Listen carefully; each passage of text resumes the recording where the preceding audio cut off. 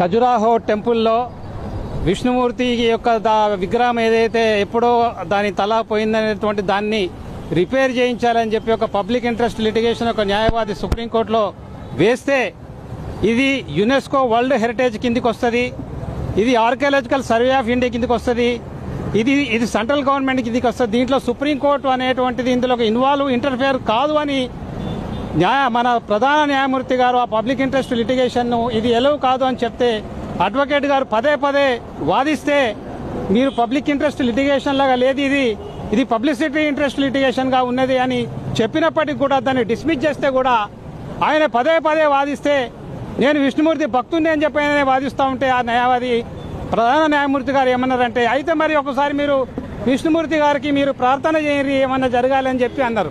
అంటే ఏమైనా జరగాలంటే UNESCO, central government, world heritage ఇవన్నీ తీసుకోవాలి. అది చాలా కాంట్రవర్సీ ఏంటంటే అవన్నీ ఆ టెంపుల్స్ అనేటువంటివి కూడా అది ఏంటిది ఏం సంగతి, అది బుద్ధ విగ్రహమా, అది జైన విగ్రహమా, సనాతన అంటే అది ఏ పదము, ఇవన్నీ చాలా కాంట్రవర్సీ దానిలో ఉన్నాయల్లో సుప్రీంకోర్టు ఇంటర్ఫియర్ కారాదు.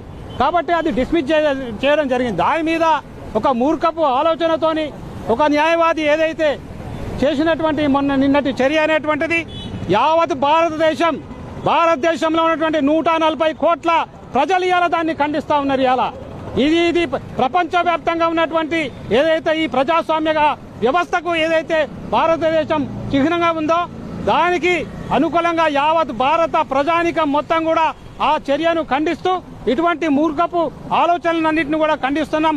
అయినా కూడా చీఫ్ జస్టిస్ ఆఫ్ ఇండియా గొప్ప మనసుతోని అతన్ని ఏమనకండి, అతని మీద కేసు కూడా పెట్టకండి, అతన్ని తీసుకొని మందలించి వదిలిపెట్టాడని చెప్పినటువంటి ఆయన గొప్ప మనసుకు ఒకసారి సెల్యూట్ చేస్తూ అందరికీ నమస్తే, జై భీమ్, జై భారత్.